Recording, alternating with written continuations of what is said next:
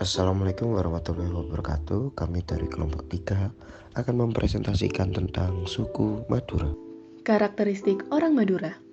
Sebelum mengenal orang atau penduduk Madura, kita perlu mengetahui mengenai Pulau Madura itu sendiri. Saya akan menjelaskan sekilas mengenai Pulau Madura.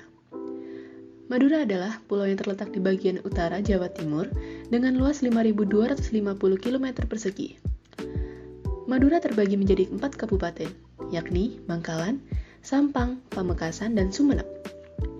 Pada tahun 2009, penduduk Madura sendiri berjumlah 19 juta jiwa, termasuk penduduk yang sudah bermigrasi ke daerah luar dari Pulau Madura. Menurut Gertz, Pulau Madura dikategorikan sebagai Indonesia luar, sedangkan Pulau Jawa dikategorikan sebagai Indonesia dalam. Hal ini dibedakan dari sudut ekologi, di mana Madura berbasis tegalan dan Jawa berbasis sawah. Basis ekologi Madura. Karena Madura adalah pulau yang berbasis ekologi tegalan, tanah yang berada di Pulau Madura sangat riskan dan buruk dalam penanaman produk pangan. Tanah yang berbasis tegalan sangat bergantung pada curah hujan. Hal inilah yang menimbulkan konsekuensi bagi kehidupan ekonomi orang Madura. Pangan di sana menjadi berkurang, sehingga ekonomi hanyalah sebatas subsisten. Oleh karena faktor ekonomi ini, orang Madura sering melakukan migrasi besar-besaran ke berbagai pulau di Indonesia. Kebanyakan yang tinggal di rumah adalah para orang tua, perempuan, dan anak-anak. Anak muda Madura kebanyakan merantau ke berbagai pulau di Indonesia. Itulah kita sering menemukan hampir di seluruh daerah di Indonesia, orang Madura yang bekerja, mereka biasanya bekerja di sektor informal, contohnya sebagai pedagang atau penyedia jasa. Tatanan kehidupan orang Madura. Dilihat dari pola pemukiman penduduknya, rumah-rumah di Madura terlebih rumah tempo dulu, dibangun sebagai unit sosial kecil yang disebut Kampung Meji atau Tanian Lanjang. Kampung Meji ini berupa pekarangan besar dengan rumah-rumah yang dibuat berjajar dua, berhadapan satu dengan lainnya. Di rumah tersebut biasanya tinggal keluarga besar atau extended family, sampai ke angkatan kedua.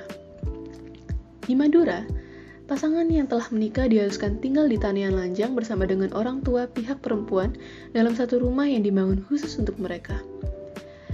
Dari sisi keagamaan, orang Madura lebih menghormati lembaga agama dan ulama dibandingkan lembaga negara beserta aparatnya. Di Madura, masjid menjadi tempat bertemunya unit-unit sosial Tanian Lanjang menjadi unit sosial yang lebih luas. Akidah-akidah agama Islam diajarkan di masjid, madrasah, kelompok pengajian, bahkan setiap ada pertemuan warga. Semua hal yang terjadi di Madura selalu mengandalkan peran dari tokoh agama. Masalah konflik, warisan, jodoh, penyakit, dan sebagainya diselesaikan oleh tokoh agama atau ulama. Sistem organisasi sosial suku Madura. Masyarakat Madura dikenal memiliki budaya yang khas. Penggunaan istilah khas menunjuk pada pengertian bahwa entitas etnik Madura memiliki kekhususan kultural yang tidak serupa dengan etnografi komunitas etnik lain. Kekhususan kultural itu tampak antara lain pada ketaatan, ketundukan, dan kepasrahan mereka secara hierarkis kepada 4 figur utama dalam berkehidupan, lebih-lebih dalam praksis keberagamaan. Keempat figur itu adalah Bupa atau ayah, Babu atau ibu, Guru yaitu guru, dan Ratu adalah pemimpin pemerintahan. Kepatuhan atau ketaatan kepada ayah dan ibu, Bupa dan Babu. Sebagai orang tua kandung atau nasabiah sudah jelas, tegas, dan diakui keniscayaannya. Secara kultural, ketaatan dan ketundukan seseorang kepada kedua orang tuanya adalah mutlak. Jika tidak, maka kedurhakaanlah yang akan ditimpa oleh orang tersebut. Kepatuhan orang-orang Madura kepada figur guru. Penggunaan dan penyebutan istilah guru menunjukkan dan menekankan pada pengertian kiai atau pengasuh pondok pesantren. Peran dan fungsi guru lebih ditekankan pada konteks moralitas, terutama dalam aspek ketentraman dan penyelamatan diri dari beban atau derita di alam kehidupan akhirat. Kepatuhan orang Madura kepada figurato atau pemimpin pemerintahan menempati posisi hierarkis keempat. Figurato dicapai oleh seseorang dari manapun etnik asalnya, bukan karena faktor genealogis, melainkan karena keberhasilan prestasi dalam meraih status. Moral ekonomi. Moral adalah suatu tindakan yang tidak bertentangan dengan aturan, tindakan atau perbuatan yang cenderung positif dan baik. Di sini kenapa saya menjelaskan Kabupaten Sampang, karena di sini banyak sekali penelitian di daerah Kabupaten Sampang. Kabupaten Sampang merupakan salah satu kabupaten di Pulau Madura yang memiliki potensi di sektor perikanan yang cukup besar. Perikanan di Kabupaten Sampang meliputi perikanan laut, perairan umum, tambak, dan kolam. Moral ekonomi berpengaruh signifikan terhadap perilaku ekonomi nelayan di Kabupaten Sampang. Moral ekonomi yang sudah terbangun pada nelayan di Kabupaten Sampang Madura mencapai taraf yang baik. Nilai rata-ratanya adalah 3.990 dalam rentang skala 1-5. Taraf ini selain menunjukkan belum maksimal, namun dalam pengertian lain menunjukkan masih terdapat peluang untuk mengembangkan moral ekonomi.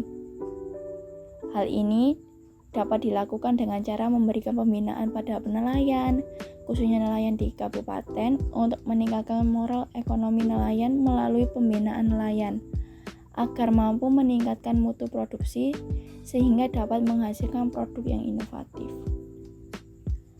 Moral ekonomi berpengaruh signifikan terhadap kesejahteraan ekonomi rumah tangga nelayan di Kabupaten Sampang. Faktor dominan yang membentuk moral ekonomi adalah produksi nelayan, diikuti oleh konsumsi nelayan dan distribusi nelayan.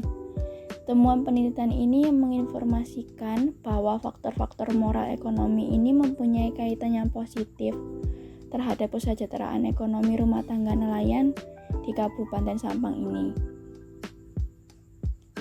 Hal ini menunjukkan adanya pengaruh tidak langsung di antara moral ekonomi nelayan terhadap kesejahteraan ekonomi rumah tangga nelayan di Kabupaten Sampang. Artinya dalam meningkatkan pengelolaan moral ekonomi nelayan, maka akan mendorong naiknya kesejahteraan ekonomi rumah tangga nelayan melalui perilaku ekonomi nelayan yang pada akhirnya juga akan menaikkan nilai kesejahteraan ekonomi rumah tangga nelayan. Di sini saya akan memberikan informasi tentang beberapa perlombaan yang ada di Madura. Yang paling terkenal adalah Karapan Sapi. Karapan Sapi ini adalah budaya dari suku Madura yang digelar setiap tahunnya, pada bulan Agustus atau bulan September. Pada perlombaan ini, semacam sepasang sapi menarik kereta dari kayu yang dipacu dalam perlombaan adu cepat melawan pasangan-pasangan sapi lainnya. Treknya ini biasanya sekitar 100 meteran. Nah, untuk perlombaan ini berlangsung sekitar 10 detik sampai 1 menit. Budaya yang kedua adalah celurit. Celurit ini memang senjata khas dari Jawa Timur. Namun, yang membedakan adalah ujung celurit ini lebih lancip dan dalam celurit tersebut terbuat dari besi atau kayu. Celurit ini biasanya memang digunakan untuk bertani dan berkebun. Untuk budaya yang ketiga adalah rokat. Rokat adalah upacara petik laut yang biasanya disebut rokat tase.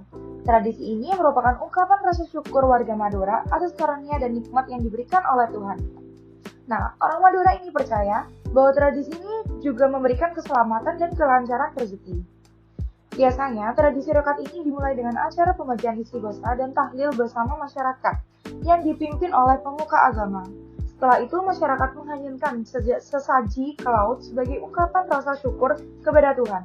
Isi dari sesaji itu adalah tumpeng, ketan berwarna-warni, dan ikan-ikan. Kesimpulannya adalah Pulau Madura terletak di timur laut Pulau Jawa. Pulau itu dipisahkan dari Jawa oleh Selat Madura yang menghubungkan Laut Jawa dengan Laut Bali. Secara politis, pulau ini berada di bawah pengaruh kekuasaan kerajaan Hindu Jawa Timur seperti Kediri, Singosari, dan Majapahit. Setiap daerah memiliki kebudayaan masing-masing. Madura banyak menyimpan kebudayaan tersendiri seperti kebudayaan ide, tindakan, maupun artefak yang ada. Indonesia memiliki suku yang beraneka ragam, termasuk suku Madura yang memiliki banyak keunikan serta ciri khas tersendiri. Walaupun begitu, kita tetap harus melestarikan kebudayaan asli Indonesia, Jangan terpaku dan terpengaruh oleh budaya asing, sehingga kita dapat mempertahankan integritas dalam kemajemukan di negeri ini. Saya Feby Ferani Sugianto, NBI 11521000039. Saya Dini dengan NBI 11521000024. Saya Nurfa Izatul Aula, NPI 11521000286. Saya Muhammad Ali Fatailah, NBI 11521000376. Dan saya Sasabil Fatian, NBI 11521000305. Sekian dari kami, terima kasih.